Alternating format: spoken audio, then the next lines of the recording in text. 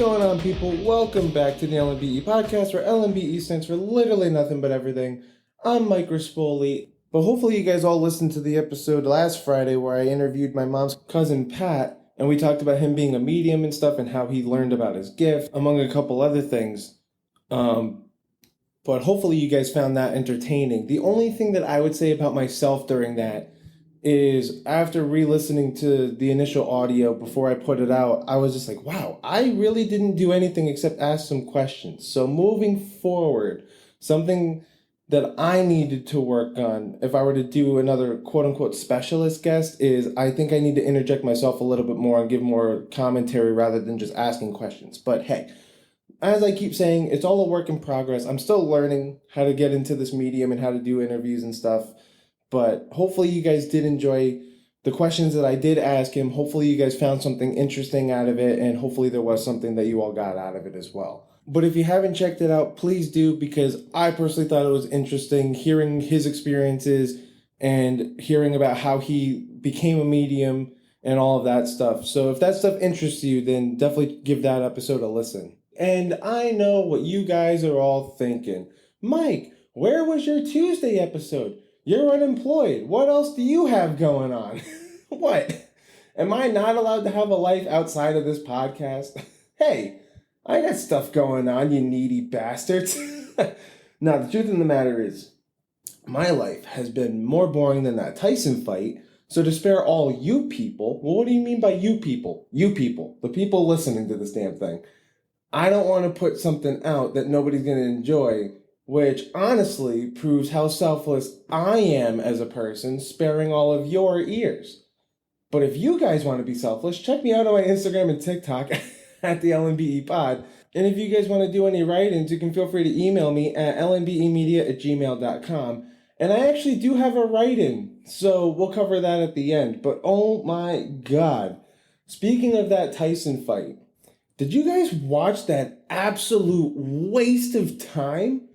I swear to God, I've seen toxic couples fight harder than that. But I've been seeing stuff about how it was absolutely fixed. Mike not being allowed to throw an uppercut. He had to make it go the distance, or he didn't get paid the full amount. I think he was supposed to get paid, what, $20 million? And if he didn't make it last at least 7 rounds, then I think he only would have gotten half. So good on him for getting paid. But there were definitely a few instances where I was watching that fight and you clearly saw him pulling his punches. There was one, I think, in the second round or the first round where Tyson actually did hit Jake. It was when he kind of flew back a little bit, and then all of a sudden they wrap up. And I saw something on TikTok where during that wrap up, they actually had a little bit of a conversation where it was just like, hey, Mike, you want to get paid? Mike taps Jake on the back with his glove, and then they continue the fight. And later on, there were 2 instances where Jake was actually kind of opened up. Mike hit him with the jab. Jake kind of opened up himself. Tyson could have gone in for the body and the uppercut, and he didn't do it. And then later on in the fight, I don't know what round it was, just because, God almighty, that thing was boring. So who was actually paying attention? There was one point where Jake was just kind of standing there with one arm down. He wasn't fully protecting himself, and Tyson was going to go in for like this knockout punch with his right hand, and he just held it back. He didn't even take the full swing. He went for it, but then he played male drag queen for a second. He had to tuck it in. So, I don't know, fixed or not, Mike got paid, Jake got paid. That's all this thing was. It was just a true money grab. But also, I don't think that it makes Jake look like any more of a legit boxer than when he previously went into this ring. Because you either beat a 60-year-old, but you beat him on points, and Tyson threw, what, like 70 punches the whole fight? So, okay. It wasn't really the fight that we were all expecting from Tyson, just because it's like, dude, all those training videos you showed with your speed and your power to get back into the ring, but then once you step into the ring, you look like a newborn deer. But I don't know, man, going back, like, either you fight a 60-year-old and you're damned if you do and you're damned if you don't, because it's like, okay, well, you beat a 60-year-old or you lost to a 60-year-old. So either way, it's not really a good look for you. But again, like you only beat him on points. So what does that actually prove? It's not like you actually even knocked him out. You couldn't even knock out a 60-year-old who wasn't even like fighting. You absolute bum. But I gotta say, Tyson just looked old too. Like, I don't know if it was the health issues that he had or what was really going on, but you could tell that he wasn't really fighting with a full tank. Oh my God, that was so funny. Did you guys see that thing? Actually, there was one thing where they actually asked him, why were you biting your gloves? And I don't know if this was AI or not. I got to go back and check the video. But he was just like, oh, I have a biting fixation. It's like, all right, pal. But did you guys see that thing with the kid reporter? She had to have been like no older than 15. And she was like, are you worried about your legacy? And he goes, legacy is just another word for ego. I'm going to die. And who cares about legacy after that when you're dust? And she's just like, well, all right. And I guess my dreams don't mean shit. Oh my God. But I think everyone thought that this would be the equivalent of the movie Rocky Balboa in real life, if anybody saw that movie. And it just wasn't, because Tyson, essentially this whole time, he's just like, there's this beast inside me. I just got to get it out. And that was essentially the whole thing of Rocky Balboa, where he was just like, I have just one more fight to give. I need to do this for myself to even know if I can do it. And that's what spawned the whole thing of the fight. And I really think they were trying to parallel that movie. I mean, if we're comparing it to any Rocky fight, now I know that that's a movie, but that's a fight. Like, I remember in the movie, during the training montage, he was just like, the trainer was just like, you don't have any speed. You got arthritis in your knee. You got arthritis in your shoulder or whatever. So what are we going to base it on? Brute strength. And then during the fight that happened in the movie, even the guy who he was fighting was just like, oh, he's got cement in his gloves. And I think that's what we were all expecting Tyson to come out like. And Tyson gets in that ring and he looks like a newborn deer. So I don't know. I don't know if this fully got rid of the quote unquote beast that was inside Tyson. I would expect within a couple years we see Tyson try and like do this again. I don't think there's going to be as many rules. I don't know. Maybe when he's 62, he comes out again and he's just like, all right, let's do this. I don't know. That's my prediction.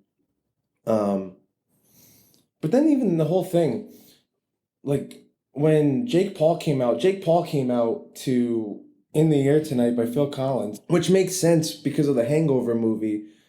And I could see it coming, In the Air Tonight, like all that stuff. But I would have thought that Tyson would have come out to that, considering he was the one in the Hangover. So I don't know. The whole thing just seemed like it just seemed like nonsense, to be completely honest. And then the whole thing with Netflix, oh my God, the memes coming out of that are fantastic. Where Netflix just didn't have the bandwidth to stream the fight to that many people, and it was just buffering like crazy. And they definitely got to figure that shit out, because there is no way in hell I'm watching my football games on Christmas on Netflix if that's going to be the case moving forward. So, Netflix, do better. Oh, and speaking of football, yes, I know, nobody really cares, but bear with me here. This is the last thing I'm going to say about the sports topic. So let's just get it out of the way now. I mean, my Pats lost, so what else is there to say that's new? I was happy that they kept it close, but that late game interception is obviously not ideal. But the more I keep seeing Drake May, I've said it the past couple weeks, the more I'm liking the kid. I think he's like a mini Josh Allen. He just makes great throws. He's physical. Like, I am a fan of Drake May. If the Patriots can actually get an offensive line, and if they can get a wide receiver, I think Drake May is going to be a nuisance to the league moving forward. I mean, Drake May is actually so good that he makes the offensive line, which is probably the worst in the NFL, if not top 5 worst in the NFL, he actually makes the O-line not look nearly as bad. So, as a fan of a team where we had nothing really to look forward to for at least the past 4 years, this actually gives me a sense of hope for the Patriots' future. But the big game of the week that I definitely have to talk about, down go the Chiefs. Thank God. Josh Allen icing that game, 4th and 2, with like 2.5 minutes left. You got to give the ball to your best playmaker, but who's better on that Bills team than Josh Allen? Josh Allen's just like, I see your 4th and 2, and I raise you a 12-yard scramble for a tutty. You love to see it. unless you're a Chiefs fan. But I am so happy their undefeated season came to a close. I was really getting worried because the refs have essentially just been a 13th player on the field for them all season, but they were like, not today. I honestly think it's a good thing that they lost because if they did a three-peat on top of having a perfect season, it would have turned a lot of heads. So despite my utter dislike for the Chiefs, I think that was a good look for the NFL. And if anything, that the Bills have when they eventually break my heart again in the playoffs, because that has been the team that I root for in the NFL to beat the Chiefs in the playoffs, because they're really the only team that I think that can do it, but they just don't show up during the big games. And everybody talks about the Ravens, but it's like, dude, how many times have the Ravens played the Chiefs and Lamar Jackson just cannot figure out Steve Spagnuolo's defense? Like, and if Lamar doesn't have his first read open, he just scrambles. And I don't know. I don't think the Ravens will ever beat the Chiefs if Lamar doesn't figure out how to read that defense. But the Bills are the only team to beat them so far. So my hope is that the Bills can beat them in the playoffs. But like I said before going back, if the Bills end up breaking my heart again, at least the Bills have it in like the back of their heads where it's like, okay, they might have beat us in the playoffs, but at least we defeated their perfect season. So it's kind of like a win-lose situation. Like, yeah, we lost in the playoffs, but hey, at least we ruined their perfect season. So I don't know. But also, I went back and I'm looking at the games that the Chiefs played so far during the regular season. And their biggest games so far were against the Ravens. That was week 1. Then week 2, they played the Bengals. Bengals still haven't figured themselves out. That team, I think, lost their playoff hopes by losing against the Chargers last week. They played the Falcons week 3. Falcons were still trying to figure themselves out. New quarterback, all that stuff. Then they played the Chargers week 4. They beat the Saints when the Saints started tailing off. They beat the 49ers. 49ers were all injured. And then they beat the Raiders. Who the hell knows what's going on with the Raiders? Is Max Crosby going to get traded? Like, what's going on there? And then they beat the Buccaneers. But all these games have been, like, close. They've all been within one score. And then that Broncos game where they blocked the field goal, that should have been their first loss. So, yeah, the Chiefs really haven't played anybody of, like, excellent caliber. And the Bills were their first real test, and they lost. So I don't think that this Chiefs team is nearly as good as they're being projected as being. I mean, there was a reason why Vegas actually had the Bills beating them. Anybody's going to take that into account? How is it that I think the Bills are a 3-point favorite in that game? Bills are a 3-point favorite against an undefeated team. Make that make sense. How does Vegas know?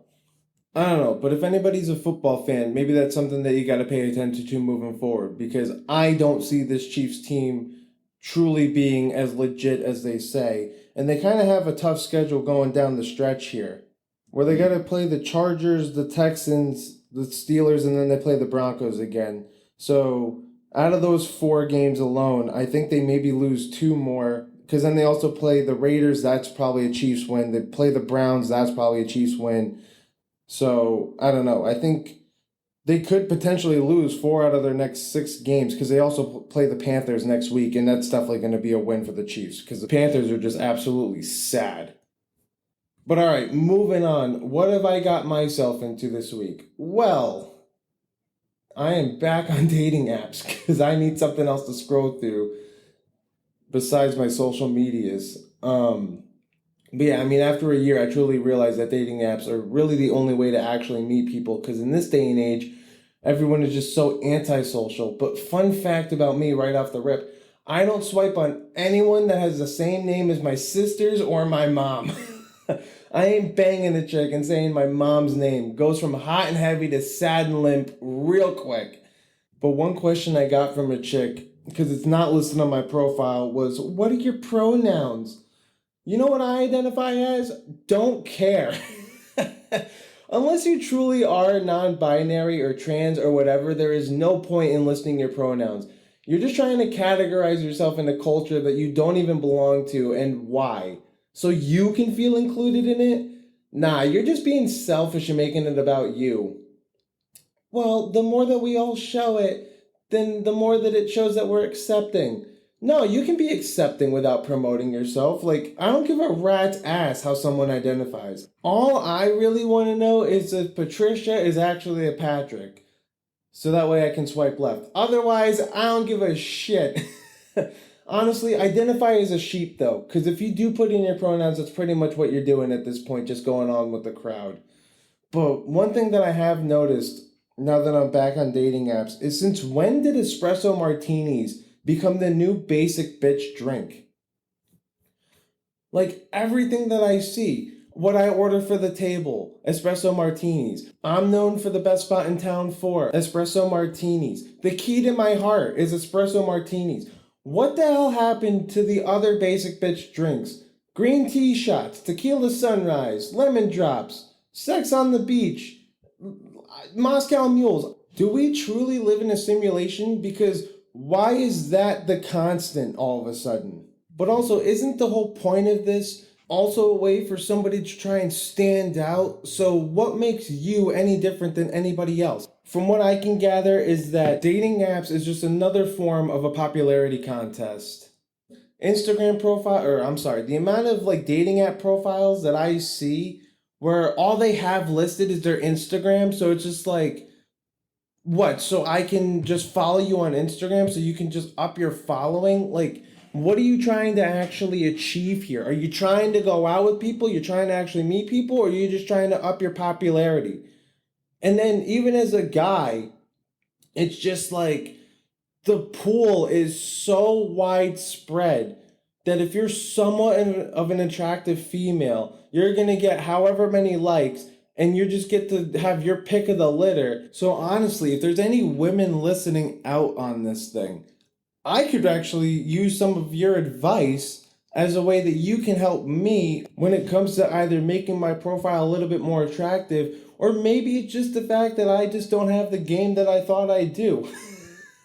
So maybe that's something that we could look into if anybody's interested, where I could read off some of these conversations that I'm having or something. I don't know. I got to figure this out.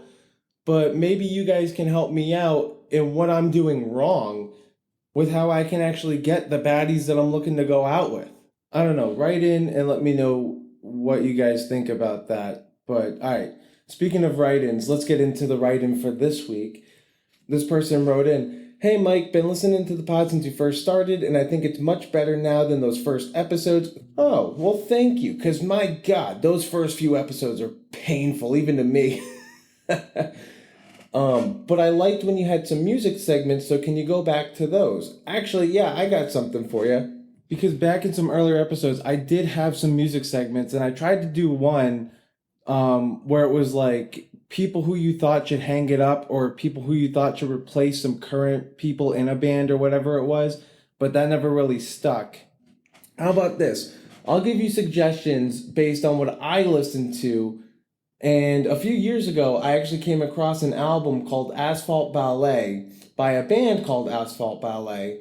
So it was their debut album. And if you like 80s rock, I would definitely give this one a listen. Because this album has absolutely no fillers, and honestly, it's just a truly great listen that just never saw the light of day, because I think it came out in like the early 90s when rock geared more towards grunge, so that style just kind of fell off. I mean, if the band came out probably a decade earlier, they probably would have had some level of authenticity, and we could probably be comparing them to the same standard as any other great 80s band. But this particular album is just so unique. The only way that I can describe it is like if Leonard Skinner had a love child with Aerosmith, but Stephen Pearcy from Rat was their overly involved uncle. Because on a vocal level, it's got that kind of gritty snarl that you would expect from an 80s band, but every song just has a bluesy feel, and the musicianship is fantastic. And even though I don't consider myself like fantastic, I do play the guitar. So that's usually what I'm drawn to when I listen to music. And the guitar tones on this album are some of the cleanest tones that I've ever heard come out of like that 80s style rock. I don't know, it's not overly distorted. You can hear every note that's being played.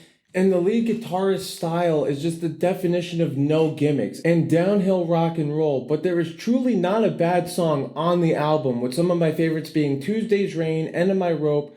The guitar solo in the song Heaven Winds Blows is just chef's kiss. Blue Movie's another fun song. I don't know, it's just a fun album to listen to. And I don't know how much truth there is to this, but I'm kind of working on a theory about rock musicians from the 80s versus the 90s. And I don't know how much truth there is to this, so take it with a grain of salt. But glam metal songs, or as I like to call it, stripper rock back in the 80s, those songs are just absolutely bops. It's all about partying and having fun. There was a reason that type of metal music was so popular with women back in the day, which I think is wild considering how degrading some of those lyrics are. I mean, my God, have you guys ever listened to the song 17 by Winger? It's just like, you whole group of pedophiles. Or even Guns N' Roses. It's So Easy definitely has some of the dirtiest lyrics I've ever heard in a rock song. But also, in the song Rocket Queen, Axl Rose banged the drummer's girlfriend, and they actually laid the audio underneath the guitar solo, and the moans are audible. So Shannon Sharp, Axl Rose put out an audio sex tape first. So who's appropriating whose culture now, huh? But with all those guys, if they died, it was just because of drugs and overdoses. But in the 90s, it was all suicide. And I think there's got to be a correlation between the music that these guys played and then living out some of the messages that they portrayed. Like, the 90s was all about, like, fuck everything and I'm sad. But the 80s was like, live it up or die trying. And honestly, that's kind of what I like about the early 2000s rock that came out. Because it was musically darker tones of the 90s with 80s messages that they kind of went back to. I mean, you could look at bands like Nickelback with songs like Figure You Out, or even Buck Cherry's Crazy Bitch, which is an absolute bop. But yeah, I would definitely check out Asphalt Ballet's debut album. Their second album, Pigs, is definitely not worth the listen. They changed singers and they tried to adhere to a more 90s style, and it failed worse than Keith Richards doing a drug test. But if you guys like this segment, I can come up with what I think are lesser known albums or bands that I like, and we can go more into that stuff. But also, you guys should feel free to write in with your stuff too. It doesn't just have to be rock music, it could be anything, because music is just so personal to everybody. So write in with your suggestions on what you like, and I'm looking forward to hearing what you guys recommend. And thank you to the person who wrote in. I really do appreciate it. It proves that I actually am not doing this all for nothing. So thank you for that. And with that, I hope you guys enjoyed this episode. Please feel free to check me out on my social media channels at the LMBE Pod on Instagram and TikTok. You can also check me out on YouTube if you just want to listen to all the audio versions of this podcast. You can just type in the LMBE Podcast in the search bar and it should pop up. And if you guys want to write in, feel free to do so at lmbemedia@gmail.com. Oh, and also please don't forget to like, share, comment, and subscribe and all that stuff so you guys can help boost this thing to the top. Alright guys, thank you so much for listening. I hope you all have a fantastic weekend, and I will catch up with you next week.